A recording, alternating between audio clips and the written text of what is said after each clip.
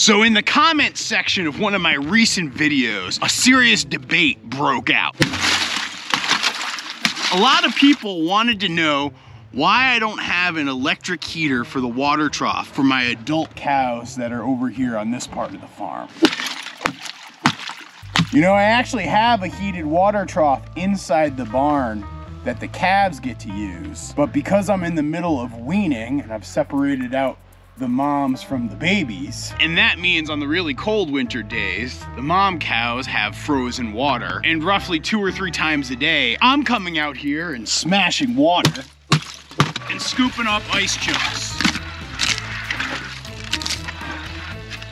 And when I first started having to do this chore, I found it kind of fun and romantic. Kind of like a trend on TikTok, it got old real fast. But I still do the chore, and I haven't ponied up for an electric heater, and I kind of feel like I need to explain why. I know you're probably curious, Annabelle. Are you wondering why? And I guess to answer that question of why, it really is a 2-part answer, because there's the practical reason why I haven't done it, but much more importantly, there's a philosophical reason as well. So the practical reason is I don't have any electricity to heat this water trough. I have an electrical panel all the way down in the barn about, I don't know, 75 feet from the point I'm standing at right now.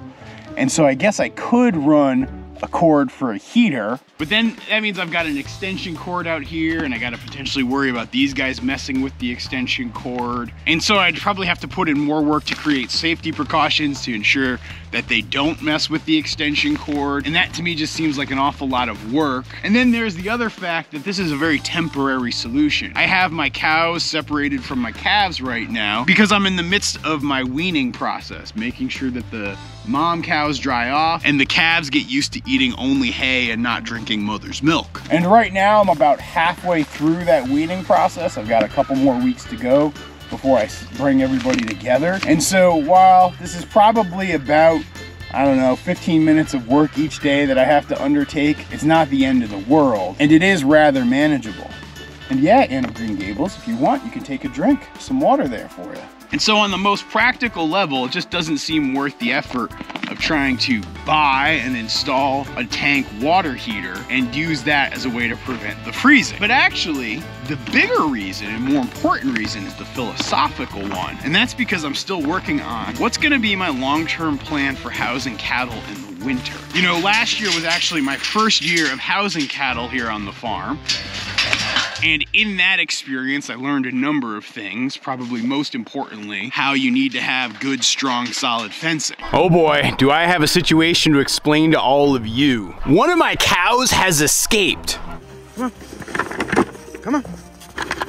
Come on, Errol. Come on. Oh, hey. Come on, Errol.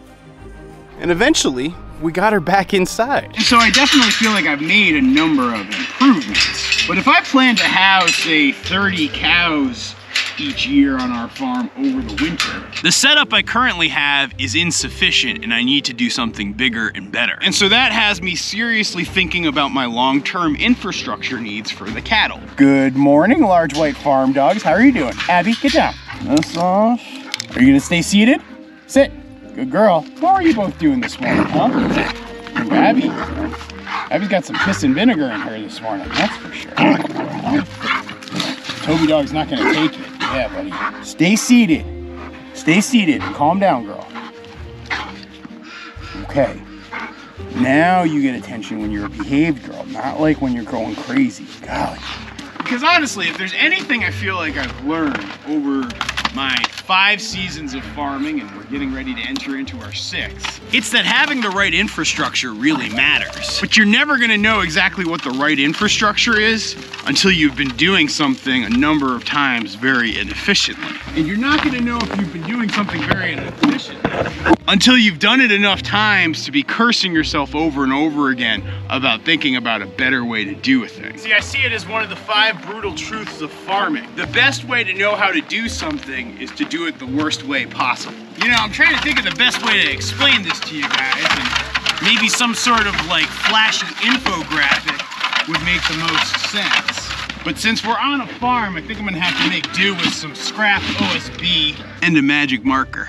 Okay, Abby, let me try to explain this to you as simply as I can. So if I label the vertical axis here, number of times task done, and then the x-axis here, knowing best way how. And yes, I'm fully aware of just how poor choice it was to use OSB as my backdrop for this graph. What you'll see is that it follows this sort of relationship with the more times you do it, the better you are at knowing how to do it. Ginny Barncat, does that make sense to you? Yeah, it makes sense to me. And I don't know, maybe Valerie can make a better version of that graphic and flash it up on the screen for me.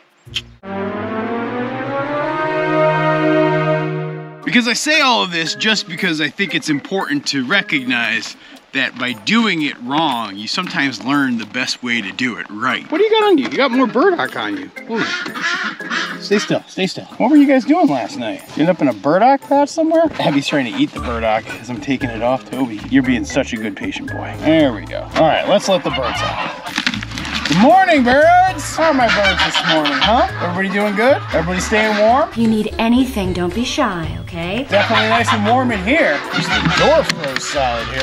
Release the Quackhead! Yeah, we've actually had a pretty big freeze up in the last 24 hours. You know, we had like a week straight of temperatures hitting like a high of about 40 or even 50 at times, but now things have dropped back down. It's about 11 degrees Fahrenheit right now. And yeah, everything has refrozen, and the birds don't want to have anything to do with it. Come on, you guys, I'll hook you up with some feed.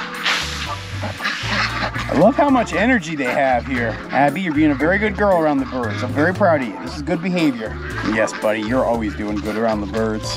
Now, please don't take this video as me saying that the only way you can know how to do something is by screwing something up. That's not what I'm saying at all, actually. My contention is simply that your experiences are gonna make you do something better. And yes, you can most definitely watch a YouTube video or read a book, and that could teach you how to do something. Sometimes that too can be an imperfect way to learn how to do something, because the person giving that advice isn't exactly in your situation. And what you can find with farming is that context often matters more than anything else. Different climates, different land layouts, different animal breeds or species, different business goals, heck, even different life goals. All of those things can mean what works for you doesn't work for somebody else, or vice versa. Now, case in point, when people saw me dealing with the ice on my water trough, one of the suggestions I received over and over and over was to get like a water bottle and fill it with salt water. And the bobbing of the water bottle inside the water trough would keep the ice from forming on the surface. And much like socialism, that is a great idea in theory, but I've actually never seen it work in practice. And well, more accurately, I've never seen it work in practice in weather below 20 degrees Fahrenheit. You see, what often happens is, when you get into those colder temps, that water bottle ends up just freezing right there in place. And I know that that's like one of those tips that everybody sees like on Pinterest or TikTok and says, oh wow, that looks really cool. But I've never seen it actually work long term in a cold climate like ours. And so I know the folks who are offering that suggestion often have the best of intentions, but I also know that they're really not rooted in experience, or at least experience in our climate. Now, you guys might notice I just put a lot more straw in here than I usually do, and that's because ever since it got really warm, the ground really softened up. We got a lot of moisture inside here in the hoop coop, and so because we're now getting deeper, colder temps, I want a thicker layer of straw mulch down to help the birds stay warmer. You'll also notice too, I don't usually spread the bales out. I just sort of distribute them around the hoop coop, and then the chickens like to come in and help me spread it for me. So they're very useful in that regard. Speaking of chickens, let's see what they've done for me lately. Looks like I got a couple eggs here this morning. Probably when I come back out here by lunchtime, all this straw will be completely spread evenly across the coop. I love how this works. And yes, every once in a while I like to give it a kick because it's fun. Hey, Mr. Pablo Barncat, good to see you. How you doing, buddy? Yeah, you're having a good morning? I know Ginny's having a good morning too. And yeah, if you guys haven't already noticed, you probably can hear my raspy voice. I'm feeling better than I did in my last video I recorded for you guys, but I'm still kind of feeling like garbage. So Pablo, can you tell everybody about the new Molly Murder Mittens t-shirt that we have available? Are you excited about it? Oh, I see. That's how it is. You want me to tell everybody about the Molly Murderman's t-shirt and that it's available for sale right now. People can click on the link down below, and they can probably click on the link at the end of this video, but they better act quickly because once January 23rd comes around, we're gonna go to press on these shirts and you won't be able to buy it ever again. Okay, there you go. Buy the Molly Murderman's t-shirt. Now can I have some food? Oh, you guys are hungry, I can tell. You want your breakfast? Yeah? Okay. Hey, Ginny Barncat, stay out of there, please. This is for my friend, Mr. Toby Dog. There's even some frozen egg in there, buddy, for you. And we can never forget our Abby dogs. There you go, sweetie. So I know that this probably sounds like me just justifying why I'm so stubborn, but it really has to do with more in the fact that I don't mind temporary inconvenience, particularly if that temporary inconvenience is helping me make a plan for the long-term future. You know, for example, I'm very happy with our setup for how we keep our birds in the winter. That's not to say that there aren't small improvements and tweaks I want to make, but the big picture of how I've done it, I'm very happy with. But that's been a project a number of years in development, all the way going back to my first winter keeping ducks. We even built a smaller prototype version of that last year, and those lessons helped us build it even better this past year. And so like I said, right now I'm in the midst of thinking about my long-term future with the cattle, and what my goals are, and what I want to do with them, and how I want to raise them, and how many I want to raise, and what types I want to raise, and what sort of business do I want to have around it. But I haven't entirely figured it all out yet.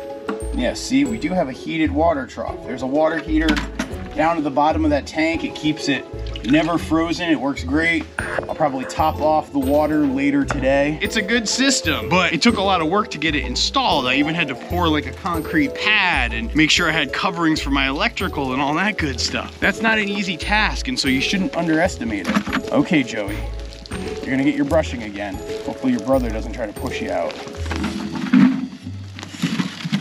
Yeah, Joey's still letting me brush him. My girl Belinda still remains a little skittish of the brush. She lets me get in there. See, there's no reason to fear this. Joey seems to still be the calmest for brushing, that's for sure. Oh gosh, you guys are now making chaos. This is a temporary setup and this is not my long-term plan. But I do wonder, like, how would I keep a beef herd of, say, 30 cows over the winter? I don't think this setup would do it. And so as I make my plans for a much larger setup for the cattle, part of what I'm thinking is recognizing that ultimately, I'm gonna have multiple herds that I need to divide. I'm gonna need to have multiple sections within that winter area so that when I'm calving or trying to separate for breeding purposes, or I have a sick animal or a whole host of other things, I have an easy way to separate them out, get them water and not make it a big hassle for me. And so I'm working really hard to figure out that long term. And I often find the inconvenience of the short term, like the water trough for the moms, is not a bad exercise to have to endure so that I can be better for the long haul. Oh boy, the boys are now fighting. Yeah, it's definitely getting to be time for Jimi Hendrix to go. So yes, I hope you guys have enjoyed this 13-minute justification for why I'm so gosh darn stubborn. I'll be back again with another video real soon. Thanks for watching.